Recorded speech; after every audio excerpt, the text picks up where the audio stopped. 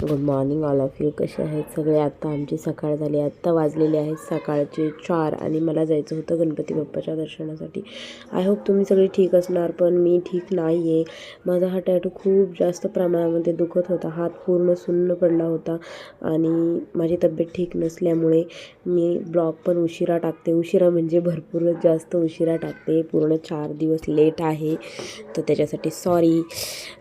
चला तर मग जाऊया गणपती बाप्पाच्या दर्शनासाठी. निघण्यासाठी मी तयार करत होते, तर इकडे मी तयार झाले. काल मला हा खूप छान असा गिफ्ट आलेला ड्रेस, त्याच्यामुळे म्हटलं चला जाऊ द्या, गणपती बाप्पाच्या दर्शनासाठी जायचं तर नवीन नवीन कपडेच घालून जाऊया. निघाल्यानंतर रस्त्यानं जेव्हा आम्ही जात होतो, एवढी जास्त प्रमाणामध्ये थंडी वाजत होती की असं वाटत होतं की कोणीतरी बर्फ आणून टाकलाय का काय. मग काय घेतली वडणी, डोक्यावर बांधलं पॅक तोंड, आणि आमच्या साहेबांना तर बघा ऑलमोस्ट पॅकच झालेले आहेत पूर्णच. कसं तरी पोहोचलो आम्ही बाप्पाच्या दर्शनासाठी बाप्पाच्या दारामध्ये. पण तिथं गेल्याच्या नंतर पाहिलं, एवढी जास्त प्रमाणामध्ये गर्दी होती. एवढी जास्त गर्दी म्हणजे आज अंगारकी चतुर्थी असल्यामुळे खूप सगळेच पुणेकर, ऑलमोस्ट सगळेच पुणेकर आलते की काय असं वाटायला लागलं होतं. दर्शनासाठी जर थांबायचं म्हटलं, रांगेमध्ये लागायचं म्हटलं, तर कमीत कमी 4 ते 5 तास आमचे गेले असते.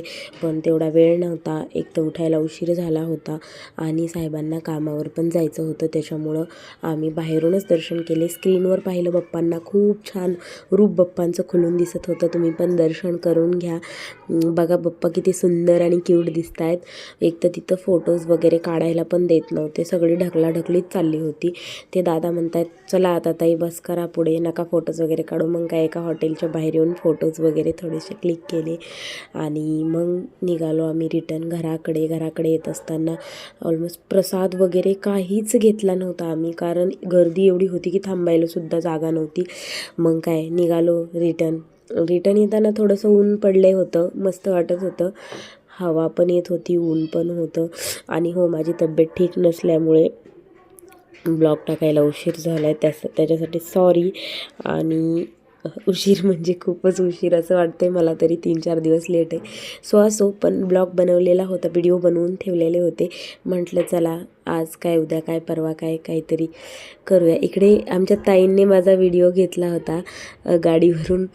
मला म्हणे की छान दिसताय तुम्ही, म्हणून मी तुमचा व्हिडिओ काढते. पण मला माहीतच नव्हतं त्या व्हिडिओ काढता आहेत म्हणून. तर मी पाठीमागे पाहिलंच नाही. नंतर मला उतरल्याच्या नंतर, घरी आल्याच्या नंतर कळालं की ह्यांनी माझा व्हिडिओ काढला. मग तो पण घेतला, ह्याच्यामध्ये छान वाटला म्हणून. So thank you for watching. आजच्यासाठी एवढंच होतं, जास्त काही बनवलं नाही गर्दीमुळे. तर नेक्स्ट व्हिडिओमध्ये भेटू.